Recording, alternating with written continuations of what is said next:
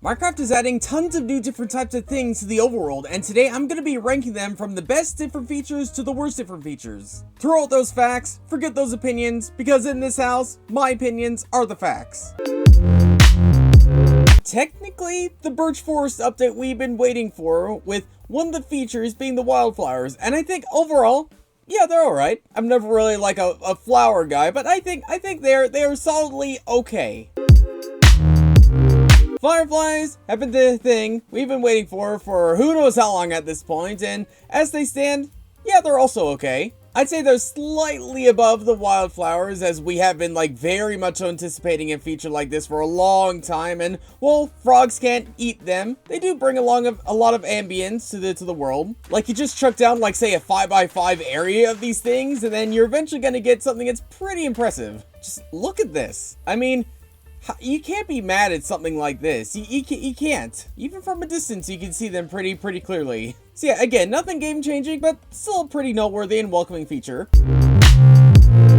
Leaf litters are a thing I didn't know I wanted, but I am glad that we have them. They do bring a little bit more life to forests now, and I mean, they look like something I could just rake up into a big leaf pile and then just jump straight headfirst into them. I do still think there's just way too many on the forest floor, but generally speaking, if you did want to add like a little bit more varieties to things such as forest, then I think this is a fairly decent and okay thing to actually do it for.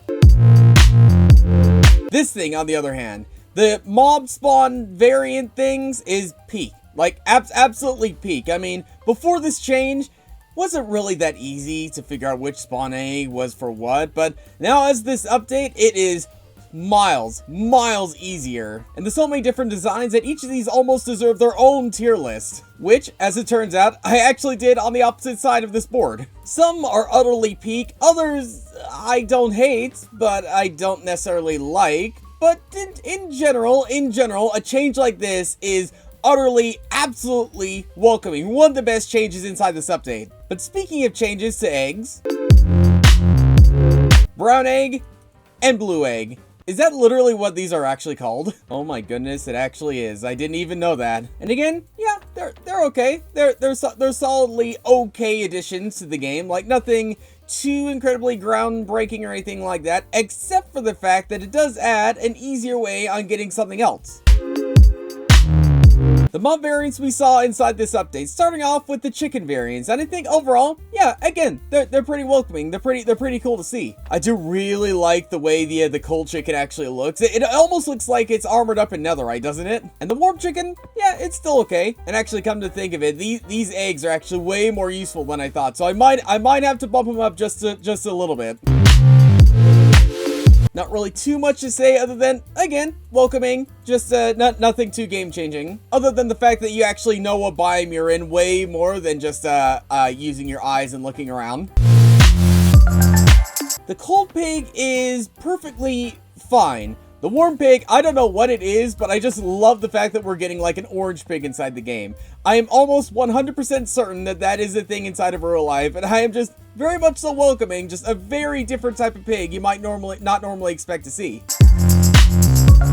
While we didn't get any new types of sheep, the fact that we can find like biome-specific colored sheep across the world does make, again, the world feel just that little bit more alive, and, well, again, it's not really game-changing. You can still find any of these sheeps anywhere. I think it is, I'm leaning between B and C.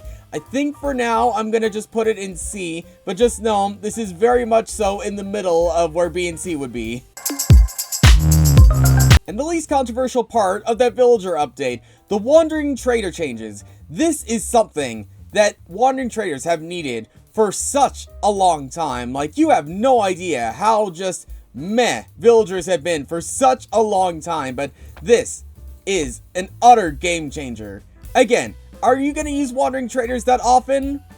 Probably not, but at least in the early stages of playing a Minecraft world, wandering traders are going to be so helpful now. So unbelievably helpful now, and all things considered, they've always been helpful, considering they do give you plenty of different biome-specific, like, items and things like that, but now you can get emeralds from them, you can get enchanted pickaxes. They are going to be so much more useful now inside this one update.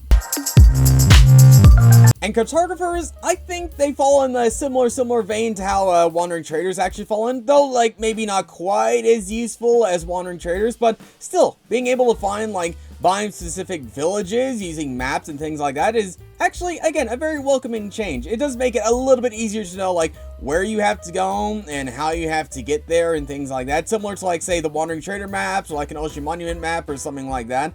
I don't think it's going to be quite as impactful again as Wandering Traders, but I still like it nonetheless. Now, big question about the trading thing. Is this the start of something, or is this going to be the only village trading things we're going to see inside, like, any updates for the foreseeable future? I don't know, but for what we got inside this update, I'm very much so welcoming these new changes.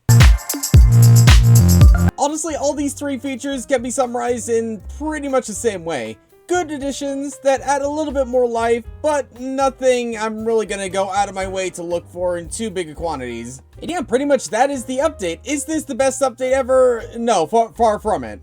But for what it was trying to do, it was actually fairly decent. And personally, I give this update probably somewhere between 6.8 to 7.2 out of 10.